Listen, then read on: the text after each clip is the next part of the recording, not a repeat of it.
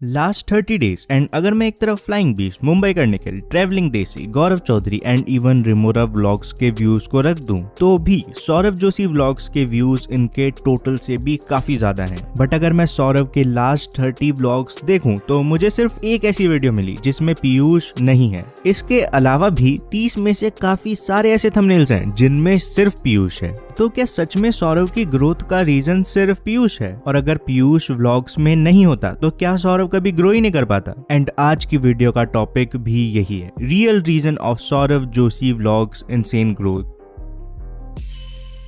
मेरा content usually ज्यादा बच्चे देखते हैं।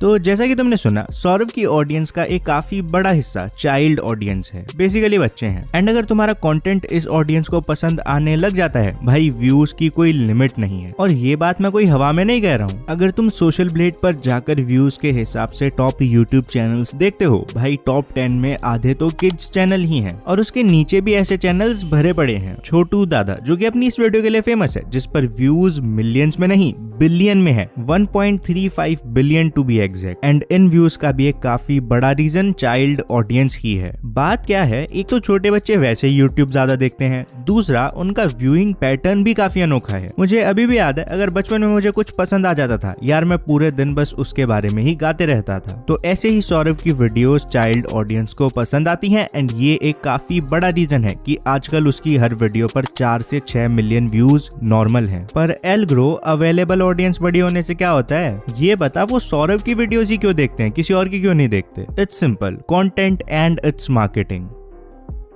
अगर मैं भी जाकर सौरभ जोशी व्लॉग्स की मोस्ट पॉपुलर वीडियोस को देखूं, भाई टॉप 50 में से 10 नहीं, 20 नहीं, 30 भी नहीं, बल्कि 48 ऐसी वीडियोस हैं जिनमें पीयूष कहीं ना कहीं जरूर है। टॉप 50 में से 30 से ज्यादा ऐसे व्लॉग्स हैं जिनका मेन फोकस सिर्फ पीयूष है। वो होमवर्क करना भूल गया, उसे कुछ गिफ्ट मिला, उसने फ्लाइंग बीस्ट का ड्रोन उड़ाया, वो ट्रिगर्ड इंसान से मिला या कुछ और। बट टॉप 50 में से 30 व्लॉग्स सिर्फ पीयूष पर हैं। एंड फुटप्रिंट्स ने अपनी रिसेंट वीडियो में काफी सही पॉइंट बताया था। अगर हम सौरभ की मोस्ट पॉपुलर वीडियोस को उठाकर देखें तो उनमें पीयूष तो है ही, पर इन वीडियोस में भी काफी ज्यादा videos are about Piyush getting some kind of a gift. और अगर तुम YouTube पर जाकर टॉय रिव्यू सर्च करते हो, तुम्हें हजारों वीडियोस मिल जाएंगी जहां एक बच्चा किसी गिफ्ट, टॉय या नई चीज की अनबॉक्सिंग कर रहा होता है। तो जब कभी भी सौरभ पीयूष को टाइटल में डालकर ऐसी वीडियोस अपलोड करता है, दे लव इट। फिर जिसने पीयूष का आईपैड या साइकिल देखने के लिए क्लिक किया होता है, वो पूरी वीडियो देखता है जिसमें सौरभ अपनी डेली लाइफ दिखाता है एंड इवेंचुअली वो सौरभ के सभी व्लॉग्स देखने लग जाते हैं। But L grow kids content तो कोई भी बना सकता है ना, पीयूष ऐसा क्या अलग करता है? और अगर शुरू में ही पीयूष सौरभ के बिना अपना खुद का चैनल खोलता तो क्या उसके भी 6 मिलियन हो जाते? इसका बहुत इंटरेस्टिंग आंसर है, बट उससे पहले बात करते हैं सौरभ की ग्रोथ के एक और रीजन के बारे में, characters of the story.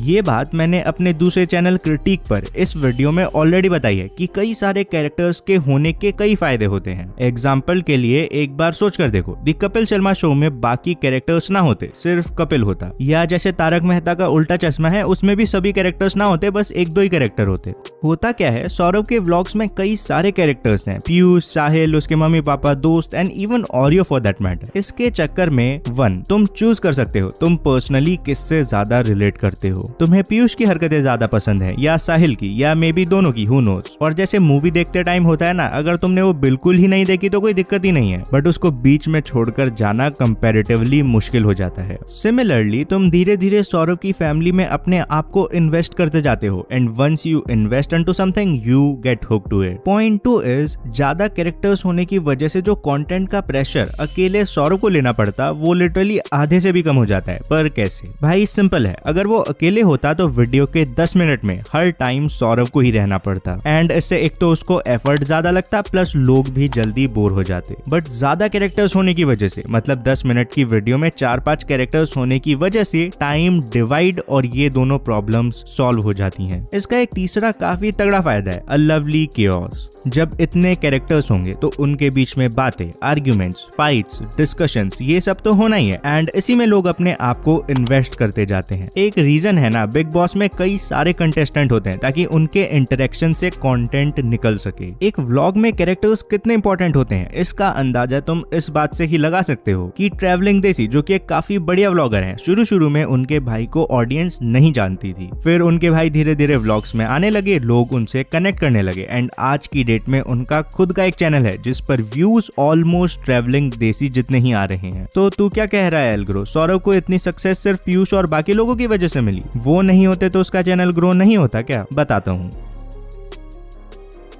Okay, सो एक लेवल पर आई एग्री, अगर सौरव के व्लॉग्स में पीयूष ना होता तो शायद उसकी इतनी ग्रोथ नहीं होती जितनी की अभी के टाइम हुई है। लेकिन यहाँ दो इम्पोर्टेंट बातें हैं। 1, सौरव की काफी बड़ी ऑडियंस पीयूष को देखने के लिए तो आती है, पर उसे दिखाता तो सौरव ही है ना। किस तरीके से वीडियो के टाइटल डालने हैं, थंबनेल में क्या डालना है, साहिल के स्टंट्स को कैसे कंटेंट बनाकर डालना है, पीयूष की हरकतों को कैसे कंटेंट बनाकर डालना है, अपनी आर्ट जो कि कुछ टाइम पहले तक चैनल का मेन हिस्सा थी, उसका यूज चैनल की ग्रोथ में कैसे करना है, ये सब काम तो सौरव का ही है ना। एंड इसके बाद आती है हमारी दूसरी बात। ये बात तो ठीक है कि सौरव की काफी बड़ी ऑडियंस, छोटे बच्चे हैं, लेकिन ये किसने कह दिया कि उसकी पूरी ऑडियंस ही बच्चे हैं? और हाँ, गलती से अगर तुम्हारे दिमाग में ये आ रहा हो कि छोटे बच्चे ऑडियंस होना गलत चीज है, तो नहीं भाई, इसके कई फायदे हैं जो मैं तुम्हें पहले ही बता चुका हूँ। तो जो भी हो, मैं खुद कितने लोगों को जानता हूँ जो पीयूष के लिए नहीं बल्कि सौरव के लिए व्लॉग्स देखते हैं, मेनली उसकी सक्सेस को देखने के लिए व्लॉग्स देखते हैं कि भाई उसने नया घर ले लिया, उसने नई कार ले ली एंड व्हाट नॉट। एंड अब ये पार्ट सौरव के चैनल में से मुझे कहीं ना कहीं मिसिंग लगता है, बट पहले उसकी आर्ट उसके चैनल का एक बहुत इंपॉर्टेंट हिस्सा थी। तो ये कहना कि उसकी ऑडियंस सिर्फ बच्चे हैं, आई थिंक सच नहीं है। बट तब भी अगर मुझे बताना हो कि पीयूष या सौरव में से चैनल किसकी वजह से ज्यादा ग्रो हो रहा है, तो इसमें मुझे सबसे बढ़िया एग्जाम्पल कपिल शर्मा का लगता है। जब दी कपिल शर्मा शो शुरू हुआ था तो उसकी बैकबोन 2 लोग थे, कपिल शर्मा और सुनील ग्रोवर। मेरे अकॉर्डिंग कपिल शर्मा का काम सौरव करता है और सुनील ग्रोवर का काम पीयूष करता है। बेसिकली सौरव वीडियो का एंकर है और पीयूष एंटरटेनर। अब तुम खुद डिसाइड कर लो कौन ज्यादा जरूरी है। बाकी अगर तुम अब तक डिसाइड नहीं कर पा रहे हो कि सौरव की ग्रोथ हुई कैसे, लेफ्ट वाली वीडियो क्लिक करो और तुरंत जान लो। बाकी यार कमेंट करके बताओ सौरव पर ही पार्ट 3 चाहिए, क्या कहोगे तो बना दूंगा, वरना रहने देंगे। और लाइक जरूर कर देना। हाँ।